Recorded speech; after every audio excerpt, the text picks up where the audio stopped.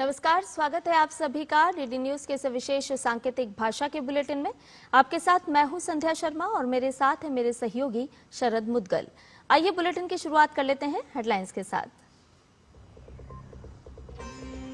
प्रधानमंत्री नरेंद्र मोदी की मौजूदगी में भारत जॉर्डन के बीच आपसी सहयोग बढ़ाने पर जोर।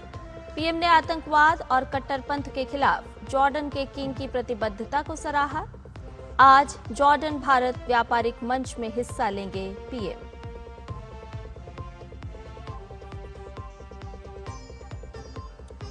लोकसभा में आज रोजगार और बीमा से जुड़े विधेयक पेश करने की तैयारी में सरकार। राज्यसभा में होगी चुनाव सुधार पर चर्चा।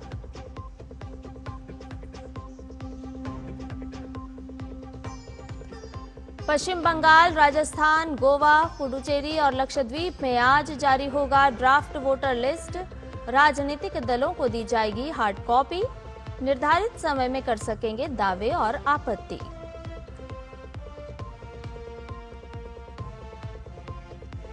कोच्चि में आज भारतीय नौसेना को मिलेगा स्वदेशी diving support craft A20। Under water mission के लिए तैयार किया गया सपोर्ट क्राफ्ट।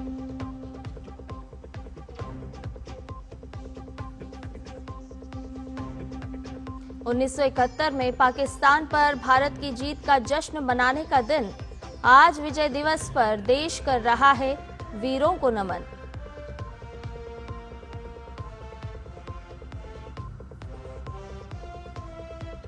और आज अबू धाबी में होगा IPL 2026 का मिनी ऑक्शन। लगभग 350 खिलाड़ियों की किस्मत का होगा फैसला। 77 स्लॉट भरने की कोशिश करेंगी 10 टीम।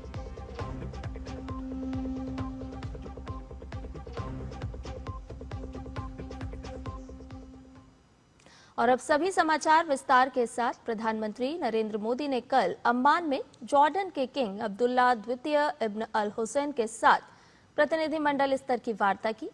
ये वार्ता राजनयिक संबंधों के 75 वर्ष पूरे होने की तैयारियों के मद्देनजर घनिष्ठ साझेदारी का परिचायक है। प्रधानमंत्री नरेंद्र मोदी ने आतंकवाद, चरमपंथवाद और कट्टरपंथ के विरुद्ध जॉर्डन के दृढ़ दृष्टिकोण की सराहना की। उन्होंने कहा कि भारत और जॉर्डन आतंकवाद से निपटने में एक समान दृष्टिकोण साझा करते हैं। प्रधानमंत्री मोदी ने 2015 में संयुक्त राष्ट्र से अलग अपनी पहली बातचीत का स्मरण किया। उन्होंने संयम को बढ़ावा देने में किंग अब्दुल्ला द्वितीय के नेतृत्व की सराहना की। पीएम मोदी ने कहा कि द्विपक्षीय संबंधों के अन्य क्षेत्रों के अलावा इस क्षेत्र में सहयोग और प्रगाढ़ होंगे। किंग अब्दुल्ला द्वितीय ने आतंकवाद से मुकाबले में भारत के प्रयासों के प्रति जॉर्डन के सशक्त समर्थन को दोहराया। प्रधानमंत्री मोदी जॉर्डन यात्रा के दूसरे दिन आज जॉर्डन भारत व्यापारिक मंच में भागीदारी करेंगे। इस मंच पर प्रधानमंत्री नरेंद्र मोदी के साथ जॉर्डन के शाह अब्दुल्ला द्वितीय इब्न अल हुसैन भी होंगे। इस दौरान दोनों इस व्यापार सम्मेलन को संबोधित भी करेंगे। सम्मेलन में दोनों देशों के प्रमुख व्यवसायी शामिल होंगे। दिल्ली अम्मान का तीसरा सबसे बड़ा व्यापारिक साझेदार है। भारत और जॉर्डन के बीच मजबूत आर्थिक संबंध हैं और दोनों के बीच 2.8 अरब अमेरिकी डॉलर का व्यापार है। जॉर्डन भारत को उर्वरकों, विशेष रूप से फॉस्फेट और पोटाश का एक प्रमुख आपूर्तिकर्ता भी है। जॉर्डन में 17,500 से अधिक भारतीय प्रवासी रहते हैं। इनमें से अधिकतर कपड़ा निर्माण और विनिर्माण जैसे क्षेत्रों में कार्यरत हैं। विदेश मंत्री डॉक्टर एस जयशंकर आज इजराइल का दौरा करेंगे, जहां वो अपने इजरायली समकक्ष विदेश मंत्री गिडियन सार के साथ द्विपक्षीय बातचीत करेंगे। इन बैठकों में भारत इजराइल संबंधों के विभिन्न पहलुओं, आपसी हितों के मुद्दों और क्षेत्रीय हालात पर चर्चा होने की संभावना है।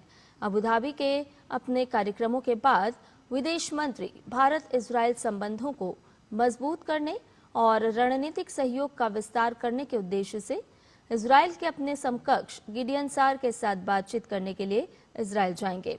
ये यात्रा 10 दिसंबर को प्रधानमंत्री नरेंद्र मोदी और इजराइल के प्रधानमंत्री बेंजामिन नेतन्याहू के बीच हुई टेलीफोन बातचीत के बाद हो रही है।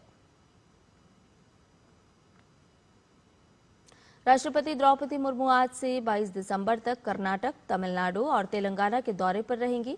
आज राष्ट्रपति कर्नाटक में मांड्या जिले के मालवल्ली में आदि जगत गुरु श्री शिवरात्रीश्वर शिवयोगी महास्वामी जी के 1066वें जयंती समारोह का उद्घाटन करेंगी। कल 17 दिसंबर को तमिलनाडु में वेल्लोर स्थित स्वर्ण मंदिर में दर्शन और आरती करेंगी। इसके बाद वो शीतकालीन प्रवास के लिए सिकंदराबाद के बोलारम स्थित राष्ट्रपति निलयम पहुंचेंगी। 19 दिसंबर को राष्ट्रपति हैदराबाद में तेलंगाना लोक सेवा आयोग की ओर से आयोजित लोक सेवा आयोगों के अध्यक्षों के राष्ट्रीय सम्मेलन का उद्घाटन करेंगी।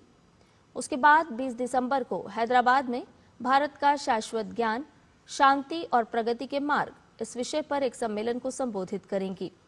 इस सम्मेलन का आयोजन ब्रह्मा कुमारीज शांति सरोवर अपनी 21वीं वर्षगांठ के उपलक्ष्य में कर रहा है।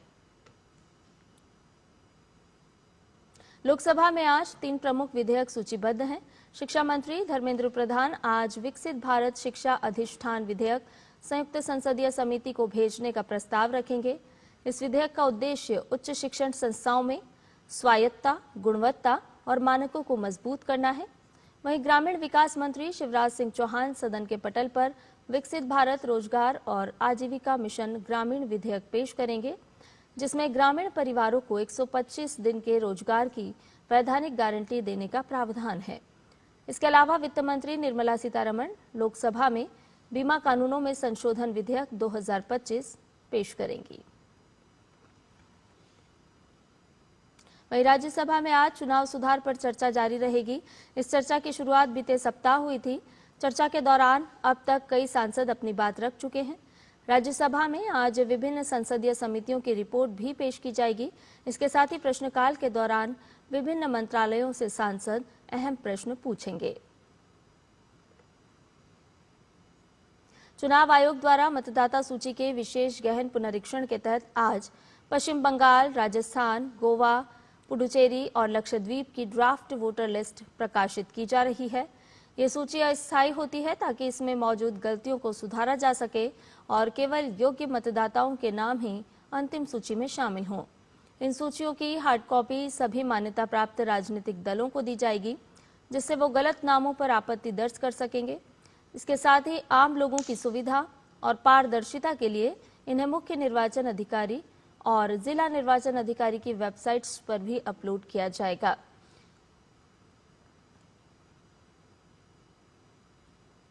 कोच्चि में आज भारतीय नौसेना को एक ऐसा साथी मिलने वाला है जो चुनौतीपूर्ण समुद्री क्षेत्रों में मिशन को और अधिक सटीकता से पूरा करेगा। नाम है DSC-820, जो मेक इन इंडिया पहल का महत्वपूर्ण उदाहरण है और 5 क्राफ्ट की श्रृंखला का पहला जहाज है। DSC-820 का शामिल होना नौसेना के बेड़े के लिए एक प्रमुख उपलब्धि है। इसके माध्यम से भारतीय नौसेना की गोताखोरी और जल के भीतर सहायता क्षमताओं में उल्लेखनीय तेजी आएगी। आज विजय दिवस है। ये दिन भारत की पाकिस्तान पर 1971 के युद्ध में मिली ऐतिहासिक जीत की स्मृति में मनाया जाता है।